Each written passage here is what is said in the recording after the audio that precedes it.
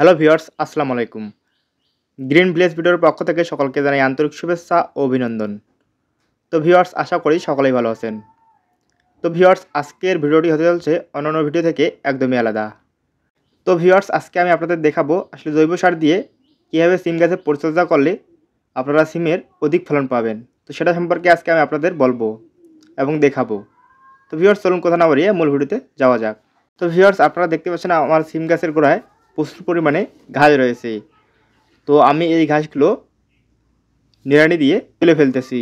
তো ভিউয়ার্স, অবশ্যই আপনারা আপনাদের সিম গাছের গোড়ায় যদি ঘাস থাকে সেই ঘাসগুলো ভালোভাবে নিড়ানি দিয়ে তুলে ফেলবেন। তো ভিউয়ার্স, আপনারা দেখতে পাচ্ছেন যে আমার সিম গাছের ঘাসগুলো নিড়ানি দেওয়া হয়ে গেছে। তো ভিউয়ার্স, সিম গাছের ঘাসগুলো নিড়ানি দেওয়া হয়ে গেলে অবশ্যই আপনারা দা বা কোদাল দিয়ে সিম গাছের গোড়ার মাটিটি ভালোভাবে আলগা করে দিবেন।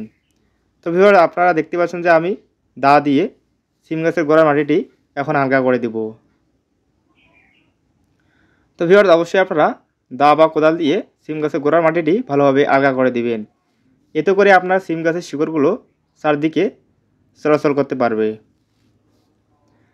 তো ভিউয়ার্স, আপনারা দেখতে পাচ্ছেন যে আমার সিম গাছের গোড়ার মাটিটি আলগা করে দেওয়া হয়ে গেছে। তো ভিউয়ার্স, এখন আপনারা জৈব সার প্রয়োগ করবেন।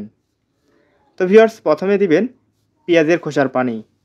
তো আমি এখানে 200 গ্রাম পেঁয়াজের খোসার পানি এখন দিয়ে দেব।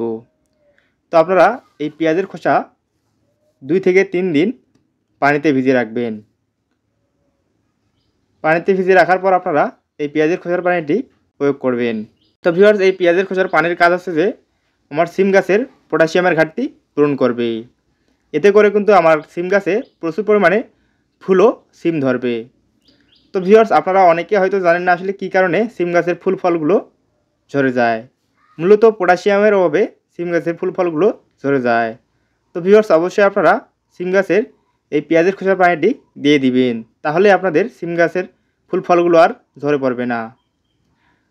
তো ভিউয়ার্স, পেঁয়াজের খোসার পানিটি দেওয়া হয়ে গেলে এরপর আপনারা দিবেন চাল ধোয়ার পানি। তো আমি এখানে 200 গ্রাম চাল ধোয়ার পানি দিয়ে দিব।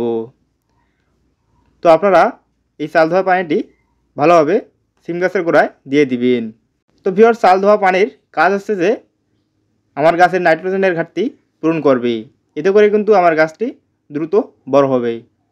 তো ভিউয়ার্স, অবশ্যই আপনারা এই চাল ধোয়া পানিটি গাছের গোড়ায় দিয়ে দিবেন। তো চাল ধোয়া পানি দেওয়া হয়ে গেলে এরপর আপনারা দিবেন হাড়ের গুঁড়া। তো আমি এখানে 20 থেকে 30 গ্রাম হাড়ের গুঁড়া দিয়ে দিব। তো ভিউয়ার্স, অবশ্যই আপনারা এই হাড়ের গুঁড়াটি গাছ থেকে একটু দূর দিয়ে দিবেন।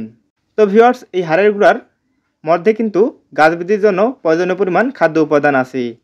তাই অবশ্যই কিন্তু ভিউয়ার্স হাড়ের গুঁড়াগুলো গাছে দিয়ে দিবেন। তো ভিউয়ার্স, হাড়ের গুঁড়াগুলো দেওয়া হয়ে গেলে এরপর আপনারা দিবেন ডিমের খোসা। তো আমি এখানে 4 থেকে 5টি ডিমের খোসা নিয়ে নিয়েছি। তো আপনারা এই ডিমের খোসাগুলো ভালোভাবে মিহি করে ভেঙে গাছের গোড়ার চারদিকে ভালোভাবে দিয়ে দিবেন। তো এই ডিমের খোসার কাজ হচ্ছে যে আমার সিম গাছের ক্যালসিয়ামের ঘাটতি পূরণ করবে। তো ভিউয়ার্স, এই ডিমের খোসাটি দেওয়া হয়ে গেলে এরপর আপনারা দিবেন জৈব সার। তো আমি 200 থেকে 250 গ্রাম জৈব সার দিয়ে দিব। তো ভিউয়ার্স, এই জৈব সারের মধ্যে কিন্তু গাছ বৃদ্ধির জন্য প্রয়োজনীয় পরিমাণ খাদ্য উপাদান আছে। তো অবশ্যই ভিউয়ার্স, আপনারা এই জৈব সারটি গাছের গোড়ায় ভালোভাবে দিয়ে দিবেন।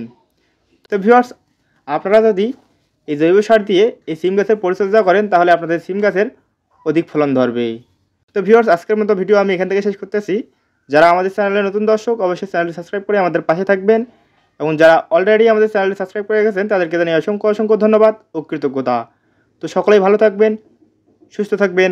ধন্যবাদ সবাইকে।